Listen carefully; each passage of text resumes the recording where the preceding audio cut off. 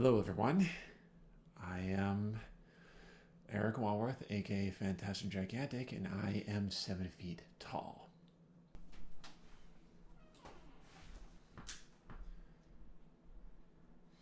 See? 7 feet. 7 feet doorway, 7 foot man. 7 feet doorway, 7 foot man. And I'm here to tell you the tale of the day of my birth. December 6, 1984. My mom wakes up and she realizes that it's time to go because her water broke. So she wakes up my father. They both rush to Northridge Hospital. And before I go any further, I'd like to point this out. You see, my mom and dad were told, don't worry, the second kid will always come out easier. My parents will nowadays say, what a load of shit. And righteously so, because, it took my mother 15 hours to give birth to me. 3 of those hours, and this is a fun fact, were focused on my head alone. Yeah, my head was that big when I was a kid. Shut up. And what they learned a hard lesson that day. They learned that no 2 pregnancies are the same. And I know this because while my mother was dealing with a 15-hour labor, my father knew his role. And that role was to get some snacks and a bucket of ice, once every hour or so. And when he got to Northwest Hospital, he had the place cased out, so he already thought of where to go for snacks. He also knew where exactly to go for ice, which is usually the same place. So he went there up and back with no issues. The second time around, he saw something a little odd. When he went to go up, fill the bucket of ice, and when he went back, he noticed that the staffing were shaking hands. But he just decided to shrug it off and just go back to my mom and make sure that she's okay, and there aren't any complications.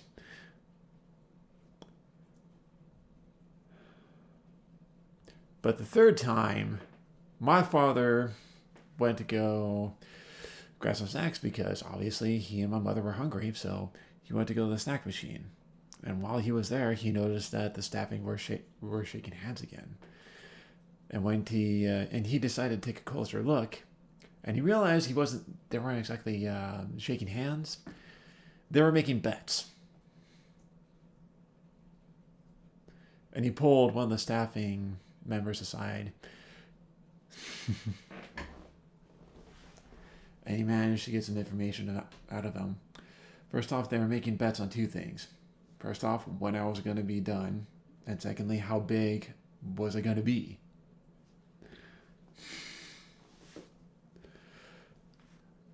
And I didn't disappoint anyone, by the way. I actually surprised a lot of people. So my father, with his new information, he starts running back to my mom, and he goes, "Hey, Bev, you're not going to believe this. They're making bets of our kid. Do you want to go give them our snacks?" Then my mom just looks at my father and goes, "Bruce, you have 2 Snickers in your left hand. Sit down."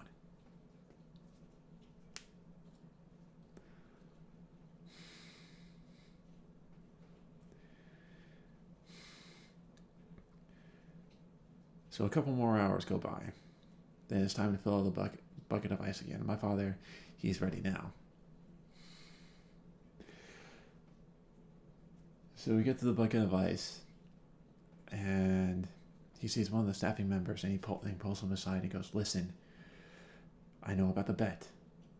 And the guy tried to back out and say, no, well, no, there's no betting going on. And then my father goes, okay, you know what? Shut up. I want in on it. What's the pool up to now? Then I don't know the exact specific details of the pool. They never really got into that part of it. All I know is that my father put himself down for 5 at first, but then he looked into the room and goes, whoa. Okay, make it 7.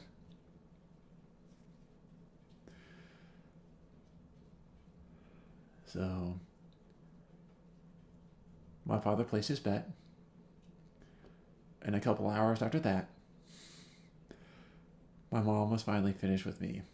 And she was exhausted. She was to the point where, like, a lot of people were worried about her, but there were no complications as far as what I was told. But we'll get to how she felt about that later. So, anyways, one of the staff members, they took me to get me weighed. They put me on the incubator. The guy disappears with me, and he comes back without me in his hands. He has a very confused look on his face. And then he goes, okay, guys, this kid can't fit in the incubator. What do we do?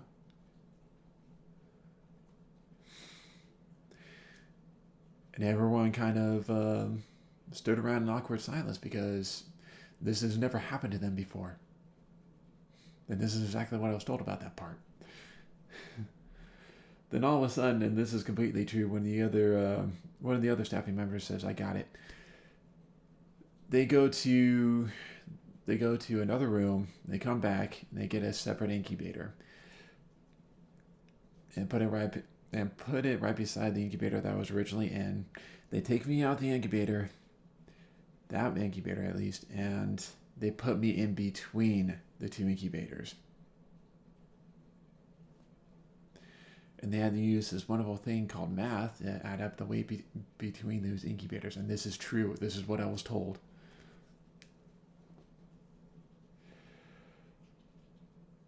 And after that, they got my weight down. They got my height down.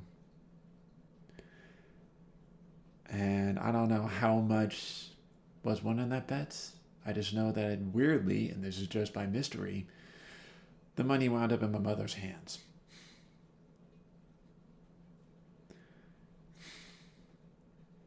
And as the months went, and I asked my father what happened afterwards, and he told me that as months went by, like months after she swore off having kids, which is true, my father asked her, how's she feeling now? And she basically looked at my father and said, you know, if that was my first child, there would be no second. See, and that's how my birth affected my mom. I mean, she's proud to have me. She doesn't regret having me. That's not what this is about. But even she knows, and even my father knows, that having a kid is a major event. And to be fair, the only thing I lied about was the betting. The rest of the story is actually true. And I hope that when you get to the end of this video, I hope I give you some nice perspective on the story of birth and bodily autonomy and what a lot of women have to go through, especially nowadays where Roe v. Wade was overturned. And I hope that this gives you a good perspective, especially when you're an American woman in today's politics. And this year's the year to vote if you really want to reverse Roe v. Wade.